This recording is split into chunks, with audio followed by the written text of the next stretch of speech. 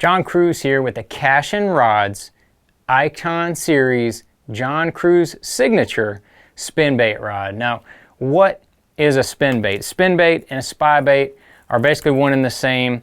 Here's the Spin John 80. It is a spybait. It's a little spinbait with two blades on it. And you might think, maybe I don't fish a spybait, but this is also a very versatile rod. You can use it for a few other techniques, which I will get into here in just a minute. But as far as for this rod, it is a 7-foot 6-inch rod. It's a very moderate type. It says it's a fast action, but it's a very, very moderate, soft rod. Because I fish this mostly with 6-pound leader. I'll fish 6 or 7-pound leader almost exclusively with this rod. I have zero issues with break off. That long rod, it's got a lot of bend, very forgiving. You can hook 4, 5-pound smallmouth, and that long rod will wear them down. If you've ever fished a spybait, you know you can make really long casts with it. That is a big key to the spybait. But when those fish hit that bait way out from the boat, especially smallmouth, they've got very hard mouths, they hit that very far from the boat, you've got to be able to put a lot of pressure on those fish as soon as you can. So when those fish go to thrashing and jumping, those hooks are really going to dig in. So that's why having a longer rod is extremely key. I have fished a 6.5, 7, 7.3, and a 7.6. 7.6, hands down, is the best length for fishing that spinbait or spybait, whichever you want to call it.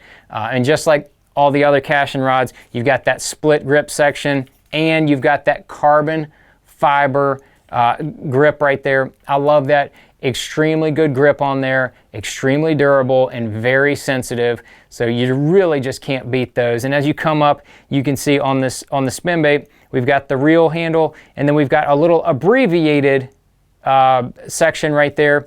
And I like to fish my finger on the blank a lot, just like this right here. I fish it on the blank a lot as I'm fishing that spinbait or spybait, because believe it or not, a lot of those fish will get right up behind that bait, and they'll either nip at it or they'll get behind it into where they'll kind of take the water pressure off of that spinbait.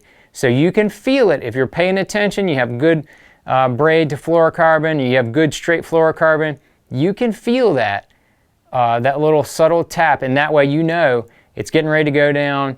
You better keep reeling, because something's getting ready to happen. So when that fish hits it, you can have the rod in a good position to be able to apply a lot of pressure and let those fish hook those treble hooks in their face on their own. But then as you continue up the blank, you'll see the flag, the American flag, because that's right, these blanks are made right in North Carolina. The rod is fully assembled right in North Carolina, right here, made in the USA, and I love the look of that Icon blank. They're extremely light, extremely durable, just a heck of a process of how they make those. And then as you continue up the rod, you'll see the first guide is an American Tackle microwave guide. And that's not a micro guide, it's a microwave guide. Very, very key on there, I think, for spinning rods to use that microwave guide. That microwave guide helps funnel all of the energy, because that line is coming off of the reel like this, a lot of energy being dissipated, inefficient. It helps funnel that line through the rest of the guides, so it takes the energy, transmits it in a straight line. You're going to get a little further casts. Plus, the rest of the guides are small, but they're not micro guides, so they work great on spinning rods when you have braid to a fluorocarbon leader. No matter what type of knot you're going to be tying on there, you've got the right type of guides on this rod. But in addition to a spybait, really good for throwing a hair jig. If you want to throw a hair jig for those smallmouth up north, this rod is absolutely perfect for it.